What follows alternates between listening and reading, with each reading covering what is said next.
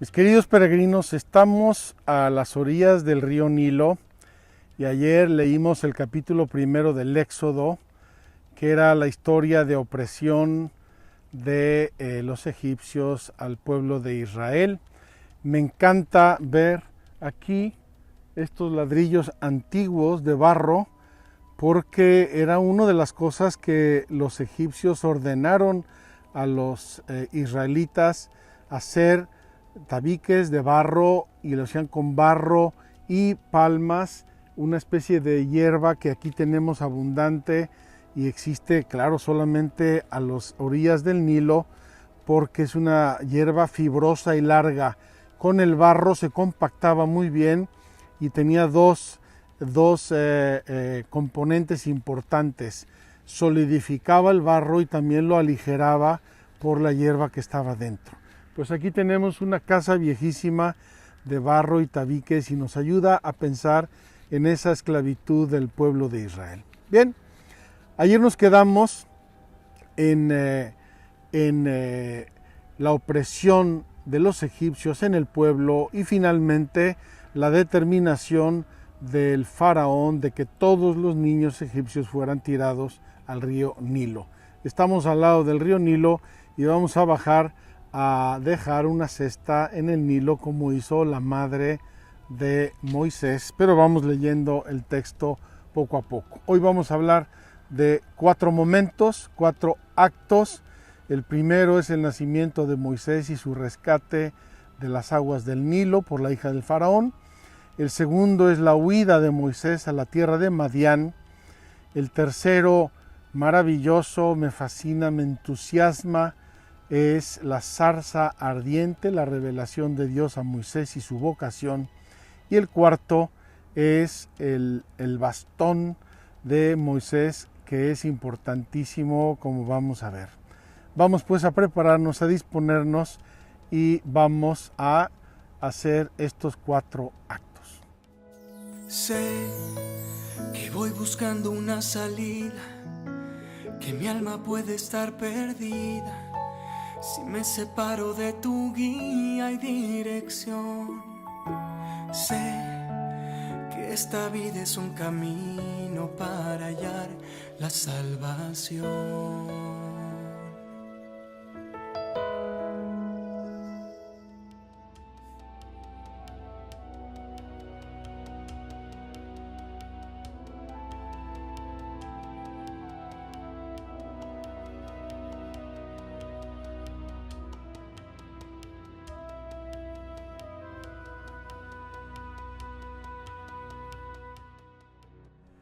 Capítulo 2 del libro del Éxodo, nacimiento y juventud de Moisés.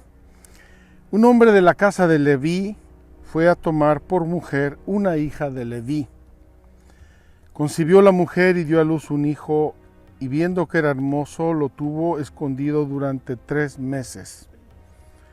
Pero no pudiendo ocultarlo ya por más tiempo, tomó una cestilla de papiro, lo calafateó con betún y pez, metió en ella al niño y la puso entre los juncos a la orilla del río. La hermana del niño se apostó a lo lejos para ver lo que pasaba. Vamos a bajar al río Nilo y vamos a depositar allí una cesta.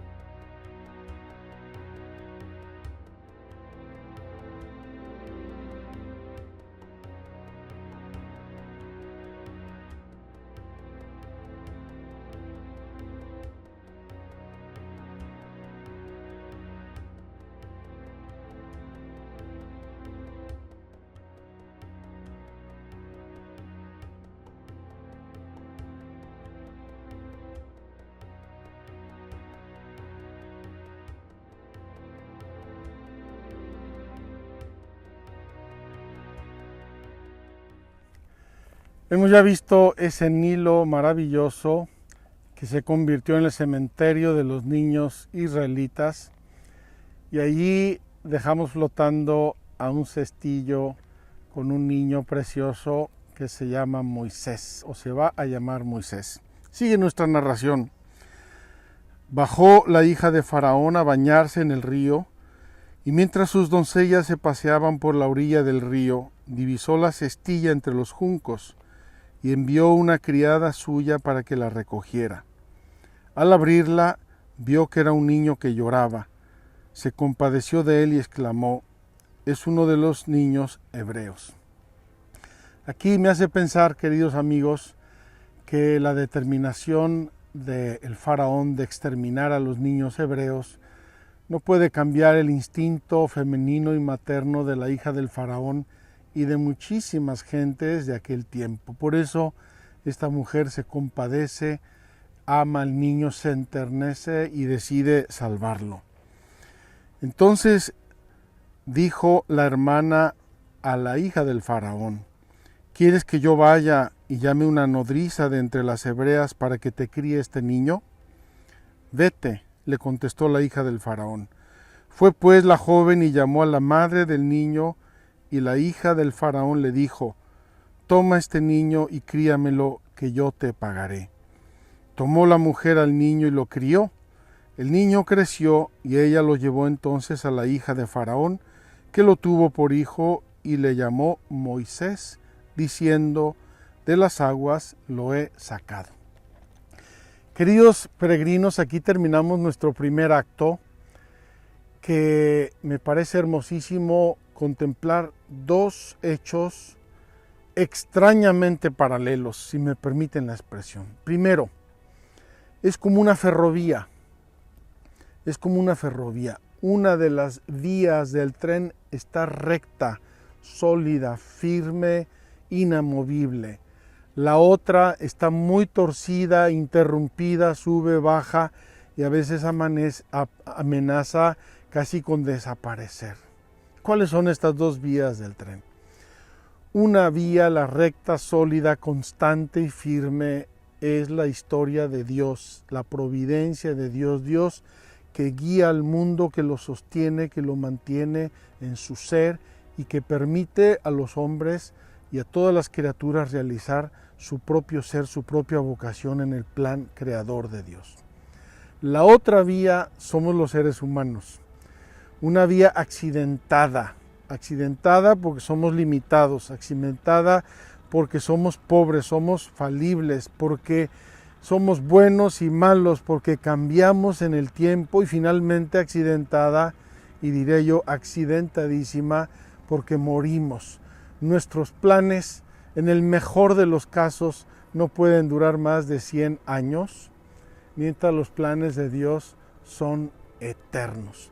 Pensemos pues en el plan, el designio de Dios. Se compadece de su pueblo, ama a su pueblo, quiere redimir a su pueblo de la esclavitud, y Él va llevando los hilos de la historia, y así hace que un hombre de la tribu de Leví se enamore de una mujer de la tribu de Leví, tengan un hijo, de hecho es el tercer hijo después de Miriam y Aarón, y este hijo, ante el riesgo de ser lanzado al río Nilo, es depositado por su madre, como acabamos de oír, en la cesta, y ahí lo salvan prodigiosamente, se lo devuelven a su madre que lo cría, y ella se lo entrega a la hija del faraón hasta que crece y se hace un hombre.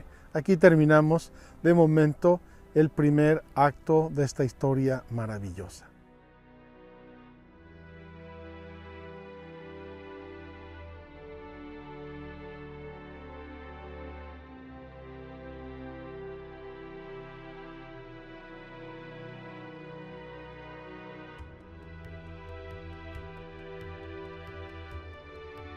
Vamos a nuestro segundo acto, que tiene un poco también, como ya les dije, de estas dos vías extrañas del tren que se siguen una a la otra, la providencia amorosa de Dios y la naturaleza humana y la historia de la humanidad. Dice así el capítulo 2 del Éxodo, versículos 11 y siguientes. En aquellos días, Cuando Moisés ya fue mayor y fue a visitar a sus hermanos y comprobó sus penosos trabajos, vio también que un egipcio golpeaba a un hebreo, a uno de sus hermanos. Miró a un lado y al otro, y viendo que nadie, y no viendo a nadie, mató al egipcio y lo escondió en la arena. Aquí, queridos amigos, tenemos un bastón de los que usaban los egipcios en ese tiempo y que siguen usándolo por lo visto, y con esto les zampa al egipcio un buen palo en la cabeza, lo mata y lo entierra en la arena. Como ven, aparte de los pocos metros de verdor que hay al lado del río, todo en Egipto es desierto. De aquí el desierto sigue indefinidamente por cientos o miles de kilómetros y no hay ni una sola planta. Bien, mata al egipcio y lo escondió en la arena. Salió al día siguiente y vio a 2 hebreos que reñían y dijo al culpable: ¿por qué pegas a tu compañero? Él respondió: ¿quién te ha puesto de jefe o juez entre nosotros? ¿Acaso estás pensando en matarme como mataste al egipcio? Moisés, lleno de temor, se dijo: la cosa ciertamente se sabe. Supo Faraón lo sucedido y buscaba a Moisés para matarle, pero él huyó de la presencia de Faraón y se fue a vivir al país de Madián. Se sentó junto a un pozo. Tenía un sacerdote de Madián 7 hijas que fueron a sacar agua y llenar los pilones para abrevar las ovejas de su padre. Pero vinieron unos pastores y las echaron. Entonces, levantándose Moisés, salió a su defensa y les abrevó el rebaño. Al volver ellas a donde su padre Reuel, éste les dijo: ¿cómo es que venís hoy tan pronto?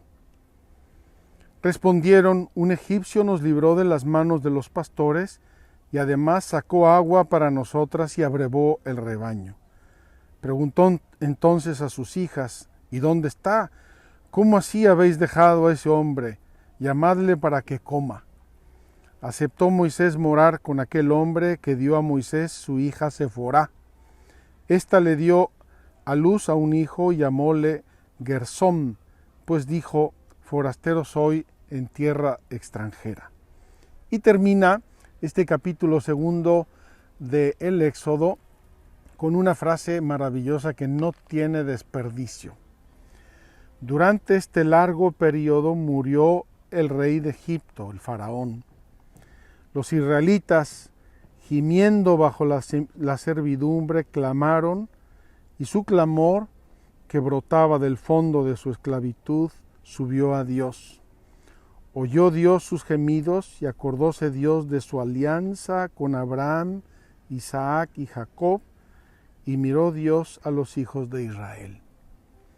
Queridos hermanos, nuestro segundo acto es precioso y es parte de esa humanidad que acompaña el camino de los designios de Dios. Como acabamos de leer, creció Moisés, sale un día, ve que maltratan a uno de sus hermanos hebreos y sin pensarlo 2 veces mata al egipcio y lo entierra en la arena que había por todos sitios. El tema se sabe y Moisés tiene que escapar. Se va a Madián. Madián, hoy no estamos cerca de Madián, vamos a tener que contemplar aquí el siguiente pasaje porque no podemos ir hasta Madián, tenemos que seguir un itinerario lógico y cronológico y geográfico. Pero ahí va a pasar otra cosa sorprendente. El hecho es que Moisés se queda a vivir en esa casa, le dan una mujer por esposa, tiene un hijo y hace allí su vida de pastor, lo cual me parece que es muy providente y muy importante en los designios de Dios. Un pastor, es decir, un hombre que conoce a las ovejas, sabe cómo se comportan, sabe pastorearla y de algún modo en la providencia de Dios Moisés se está preparando para ser el pastor del pueblo de Dios. En ese momento ocurre una intervención directa de Dios. Se acuerda Dios de la alianza hecha con Abraham, Isaac y Jacob. Se apiada del pueblo que está sufriendo, de los gemidos del pueblo, de los lloros del pueblo, de la tristeza que está viendo, y decide salvarlo. Y entonces aquí entra fuertemente, más directamente, y es la primera vez en la historia de la humanidad que vamos a ver un evento como el que vamos a ver en nuestro tercer acto. Vamos a encaminarnos un poco más allá y así contemplamos lo que sigue en este tercer capítulo y tercer acto, tercer capítulo de el Éxodo.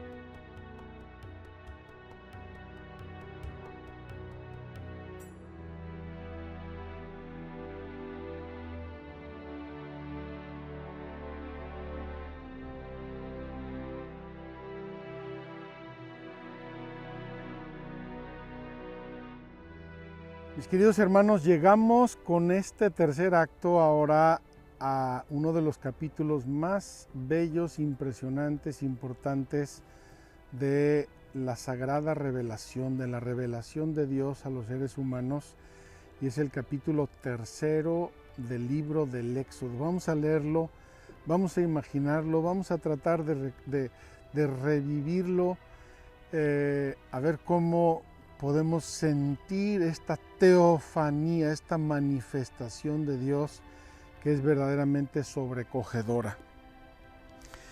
Moisés era pastor del rebaño de Jetro, su suegro, sacerdote de Madián.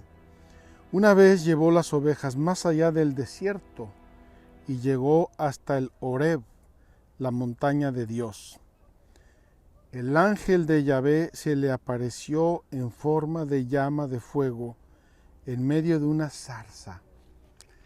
Queridos amigos, estamos en el desierto y solamente se ven piedras y arena y nada más. Y aquí hemos encontrado una pequeña mata, un grupo de matas que nos pueden hacer pensar en la zarza ardiente. A veces nos cuesta imaginar estos pasajes porque no estamos acostumbrados a este tipo de ambientes. Pero les aseguro que andando Moisés con el rebaño, de repente ve en medio del desierto una zarza ardiente. Hay silencio total a su alrededor, no hay nadie, él sabe que no hay nadie, él no la encendió y obviamente eso llama poderosamente su atención y se acerca a Moisés lleno de curiosidad. Se acerca y escucha la voz del ángel de Yahvé. Moisés, Moisés. Él respondió, heme aquí. Le dijo, no te acerques aquí, quita las sandalias de tus pies, porque el lugar en que estás es tierra sagrada. Queridos hermanos, voy a entregarle a James este material para quitarme las sandalias de los pies y recordar ese hecho maravilloso.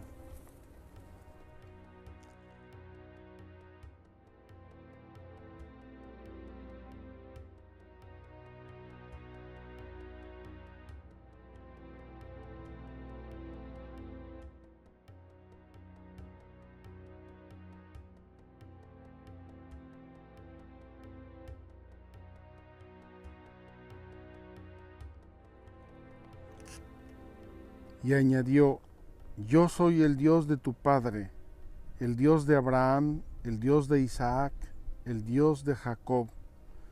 Moisés se cubrió el rostro porque temía ver a Dios. Queridos hermanos, queridos peregrinos, qué momento de la historia de la salvación Dios se aparece a Moisés y le declara que la tierra que está pisando es tierra sagrada, tierra santa. Es la primera vez que aparece en la Sagrada Escritura este concepto tierra santa como una tierra, un lugar donde Dios se hace presente, donde Dios irrumpe en la historia para acompañar al género humano, a su pueblo, y en este caso a su amigo Moisés.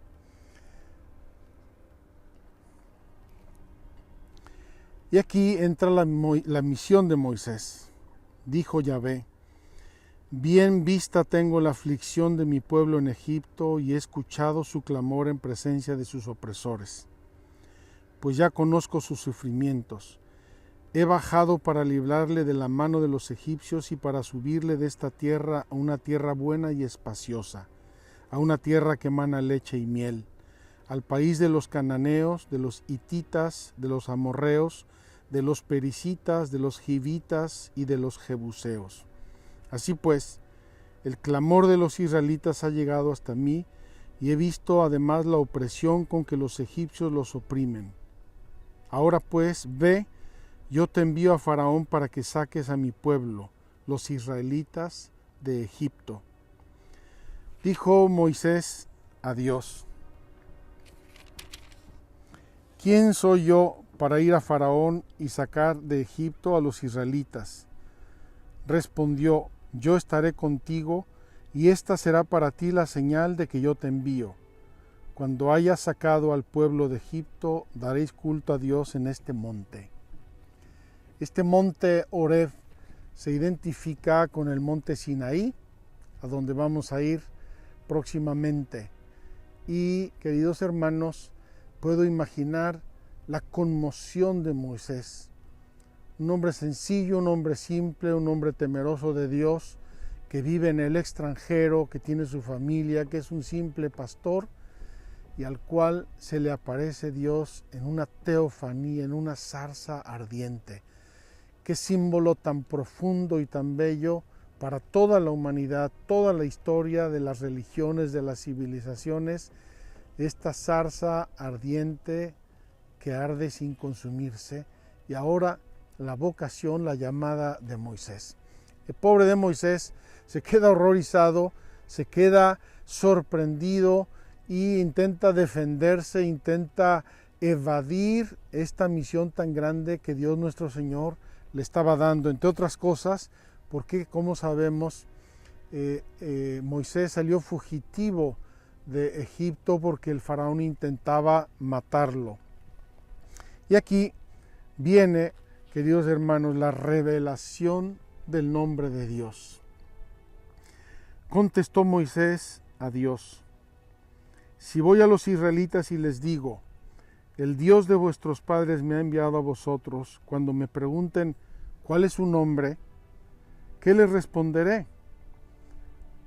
Y, queridos amigos, esto es muy fácilmente de entender, porque ya vimos que el país de Egipto tenía muchos dioses: el dios de la tierra, el dios de los astros, el dios del agua, el dios de la fecundidad, el dios sol, el dios de todo tipo de dioses había en el país de Egipto. Y aunque el pueblo de Israel adoraba al Dios de Abraham, Isaac y Jacob, como hemos visto, se presenta un buen día Moisés, probablemente ya ni lo conocían sus congéneres, y le dice: oye, que dice Dios que nos vamos de aquí, pero espérate, ¿qué Dios es este? ¿Quién lo manda? ¿Con qué autoridad? Muéstranos qué está pasando. Dijo Dios a Moisés: yo soy el que soy. Yo soy el que soy. Yahvé o Yahweh significa yo soy el que soy. Es decir, yo soy el ser. Todo lo que existe, todo lo que tiene ser por mí. Yo se lo doy, yo se lo comparto, yo se lo he regalado. Yo soy el que soy. Y añadió: así dirás a los israelitas, yo soy, me ha enviado a vosotros. Siguió Dios diciendo a Moisés: así dirás a los israelitas, Yahvé, el Dios de vuestros padres, el Dios de Abraham, el Dios de Isaac y el Dios de Jacob, me ha enviado a vosotros. Este es mi nombre para siempre, por él seré invocado de generación en generación. Queridos hermanos, aquí revela Dios su nombre. En el concepto bíblico, revelar el nombre es revelar la intimidad, es casi presentarse, hacerse uno con el otro, es ofrecerle mi ser, mi disponibilidad al que me estoy dando a conocer, al que me estoy revelando. Yahvé se digna revelar su nombre a Moisés para que por generaciones y generaciones sea conocido, sea amado, sea adorado en este pueblo de Israel. Y aquí vienen finalmente algunas instrucciones, las vamos a leer para completar este capítulo 3 del Éxodo, las instrucciones sobre la misión. Ve y reúne a los ancianos de Israel y diles: Yahvé, el Dios de vuestros padres, el Dios de Abraham, de Isaac y de Jacob, se me apareció y me dijo: yo os he visitado y he visto lo que os han hecho en Egipto, y he decidido sacaros de la tribulación de Egipto al país de los cananeos, los hititas, los amorreos, pericitas, givitas y jebuseos, en una tierra que emana leche y miel. Ellos escucharán tu voz, y tú irás con los ancianos de Israel donde el rey de Egipto y le diréis: Yahvé, el Dios de los hebreos, se nos ha aparecido. Permite pues que vayamos camino de 3 días al desierto para ofrecer sacrificios a Yahvé nuestro Dios. Ya sé que el rey de Egipto no os dejará ir sino forzado por mano poderosa, pero yo extenderé mi mano y heriré a Egipto con toda suerte de prodigios que obraré en medio de ellos, y después os dejará partir. Yo haré que este pueblo halle gracia a los ojos de los egipcios, de modo que cuando partáis no saldréis con las manos vacías, sino que cada mujer pedirá a su vecina y a la que mora en su casa objetos de plata, de oro y vestidos que pondréis a vuestros hijos y vuestras hijas, y así despojaréis a los egipcios. Queridos peregrinos, termina el gran capítulo 3 del Éxodo, la zarza ardiente, la revelación del santo nombre de Yahvé y la vocación de Moisés. Una tarea ingente, inhumana, o mejor dicho, incomprensible a los puros ojos humanos, y que Moisés va a aceptar un poco a regañadientes y poniéndole condiciones a Dios porque las necesitaba para poder realizar esta grande misión. Vamos a interrumpir aquí nuestro tercer acto y vamos a terminar ya con el cuarto acto, que tiene que ver con el bastón de Moisés, que es el bastón de manto, el bastón con que Moisés va a realizar numerosos prodigios.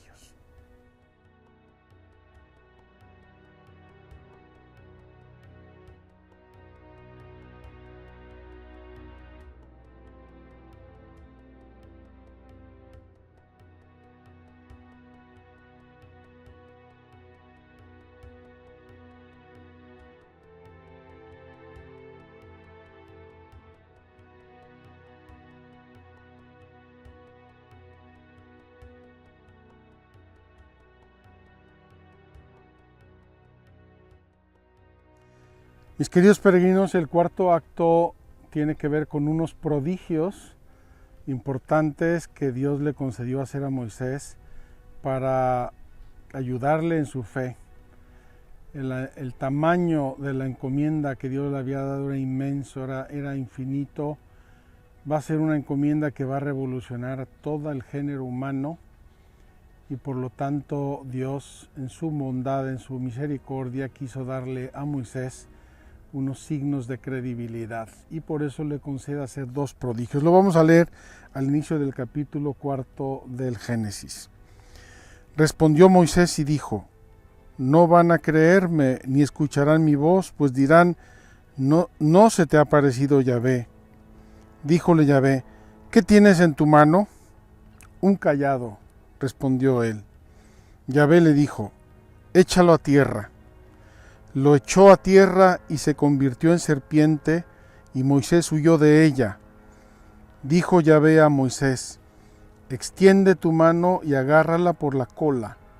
Extendió la mano, la agarró y volvió a ser cayado en su mano.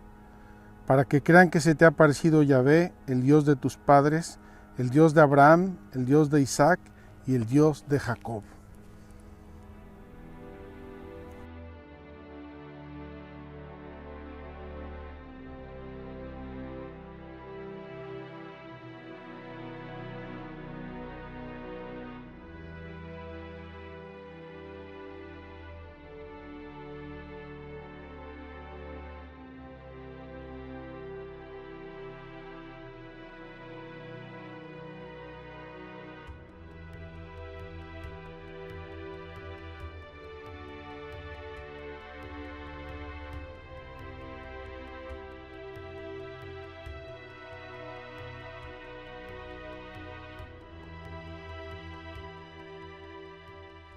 Continúa nuestro relato con otro prodigio.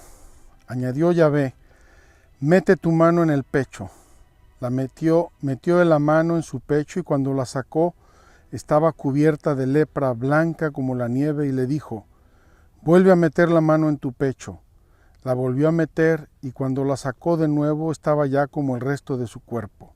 Así pues, si no te creen ni escuchan la voz por la primera señal, creerán por la segunda. Y si no creen tampoco por estas dos señales, y no escuchan tu voz, tomarás agua del río y la derramarás en el suelo, y el agua que saques del río se convertirá en sangre sobre el suelo. Queridos amigos, qué impresionante la acción de Dios, qué impresionante este momento de la revelación. Tenemos ya un contacto, un contrato, una tarea, un pacto entre Yahvé Dios y Moisés. Yahvé Dios que quiere salvar al pueblo, que quiere darle la libertad, que quiere llevarlo a la tierra prometida, y Moisés su elegido. Moisés el sacado de las aguas, Moisés el que tiene la inmensa tarea de convocar al pueblo de Dios y de encaminarlo hacia la libertad. Vamos a terminar con nuestra catequesis del día de hoy.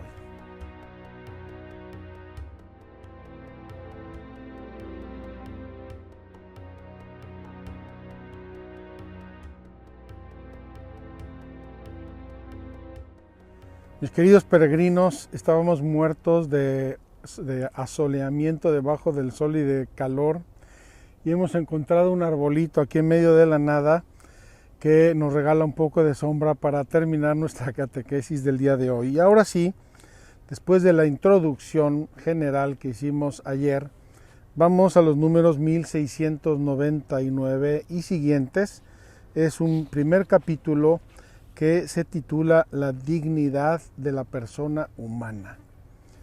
Cuando hablamos de la vida moral, cuando hablamos del ser en Cristo, cuando hablamos de encaminarnos desde el día de nuestra concepción hasta el cielo, hasta la eternidad, estamos considerando nuestra dignidad eterna, nuestra dignidad absolutamente inalienable de seres humanos, y eso el catecismo lo expresa de un modo sencillo y muy rico. Vamos a leer brevemente este número 1700. 1700 es como un grande resumen de lo que significa la dignidad humana. Dice así: la dignidad de la persona humana está enraizada en su creación a imagen y semejanza de Dios.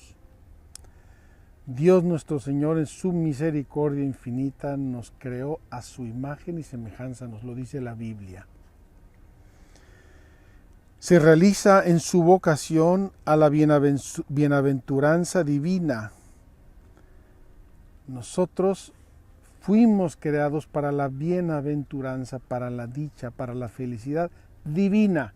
Es decir, ninguna felicidad terrena y humana puede compararse con la felicidad, la gloria y la realización a la que Dios nos llama en Él y por Él. Corresponde al ser humano llegar libremente a esta realización. Ya lo dijimos con San Agustín y lo vamos a seguir repitiendo. Dios que te creó sin ti, no te salvará sin ti.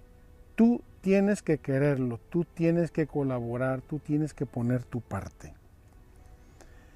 por sus actos deliberados, deliberados significa con plena conciencia y con plena deliberación, libres, voluntarios, la persona humana se conforma o no se conforma al bien prometido por Dios y atestiguado por la conciencia moral.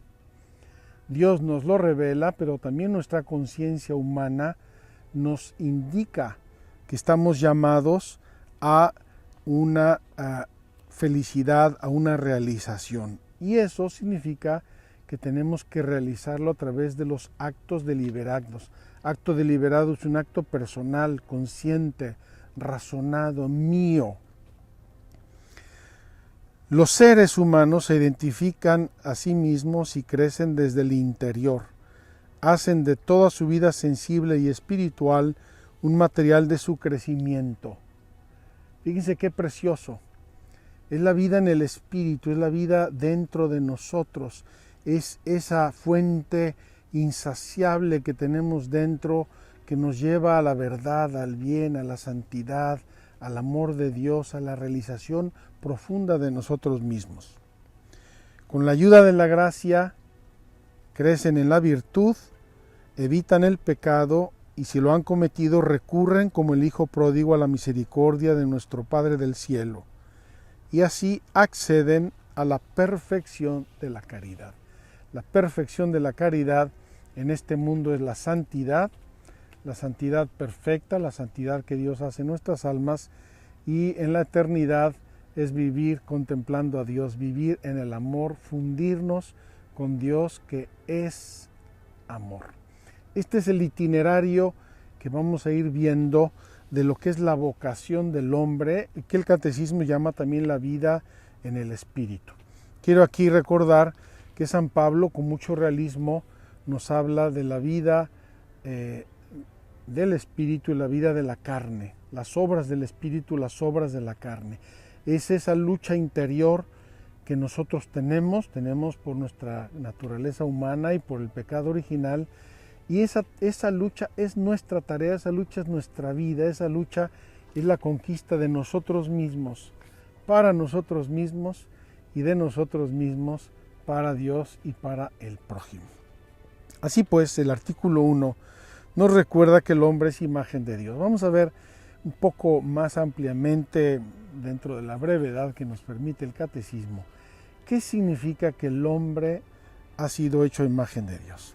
Cristo, dice el catecismo, en la misma revelación del misterio del Padre y de su amor, manifiesta plenamente el hombre al propio hombre y le descubre la grandeza de su vocación. En Cristo, imagen del Dios invisible, el hombre ha sido creado a imagen y semejanza del Creador.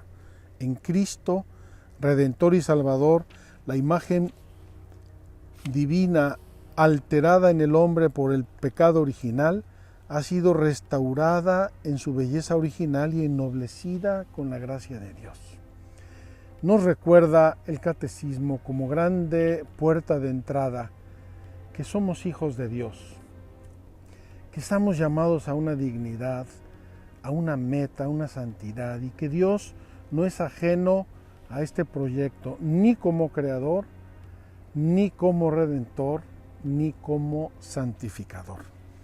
La imagen divina está presente en todo hombre, resplandece en la comunión de las personas a semejanza de la unidad de las personas divinas entre sí.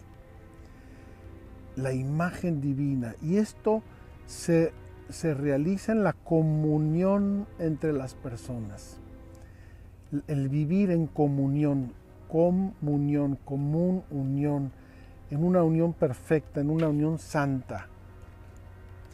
Dotada de un alma espiritual e inmortal, y aquí, queridos hermanos, tenemos que recordar la naturaleza humana, que es un espíritu encarnado, un alma espiritual, un espíritu que anima nuestro cuerpo, que le da vida, que lo mantiene en su unidad mientras está en el cuerpo. El día que morimos se deshace el cuerpo. Espiritual e inmortal, desde el día de nuestra concepción, cuando Dios nos regala el don de nuestro ser a través de nuestros padres, somos inmortales, es decir, No vamos a morir jamás y nuestra muerte temporal es solo el acceso a la vida eterna, la eternidad de Dios. Dotada de un alma espiritual e inmortal, la persona humana es la única criatura en la tierra a la que Dios ha amado por sí misma. Desde su concepción está destinada a la bienaventuranza eterna.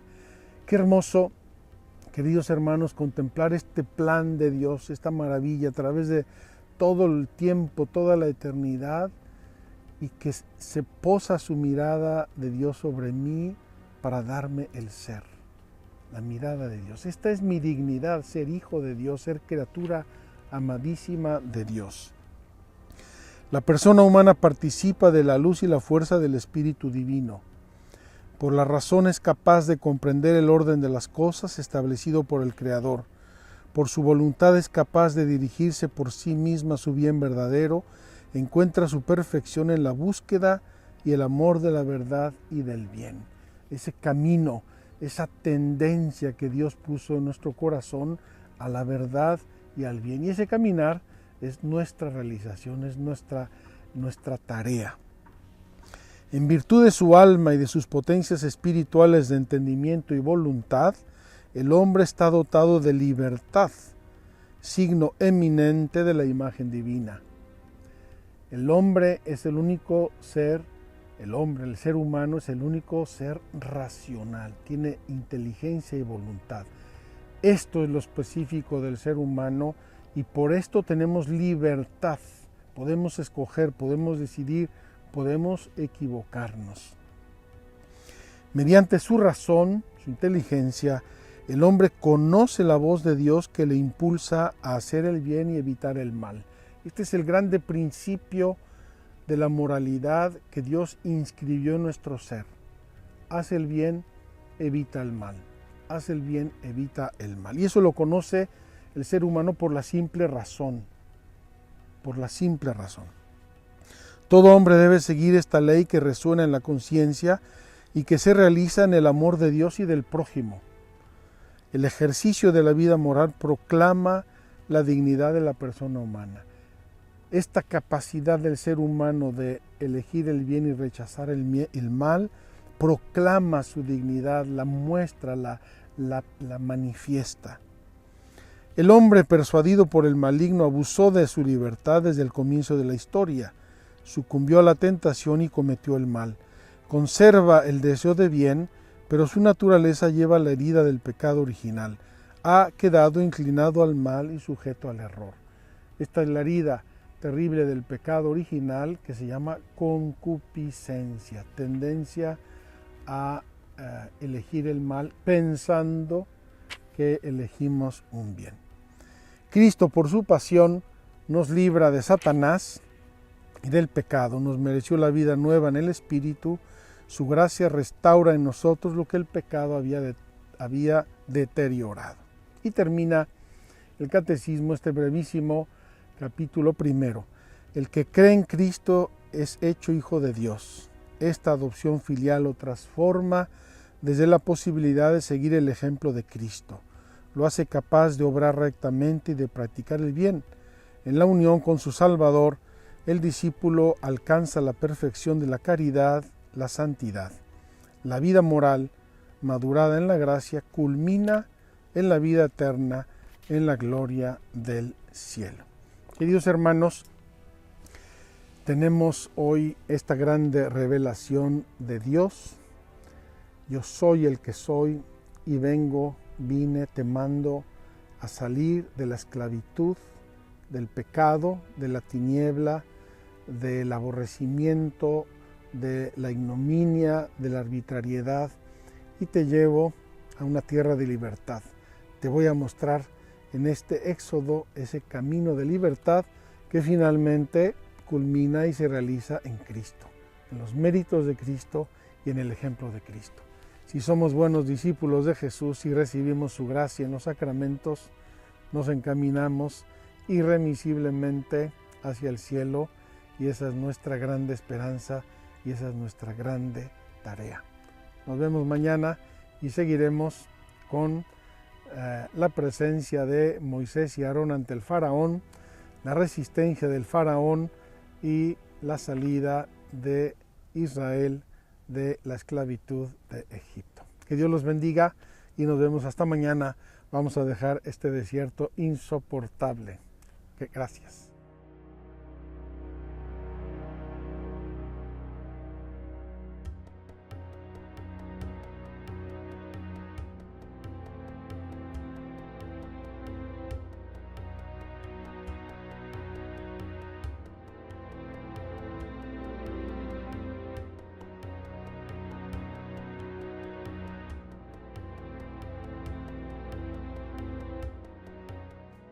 Sé que voy buscando una salida, que mi alma puede estar perdida si me separo de tu guía y dirección. Sé que esta vida es un camino para hallar la salvación.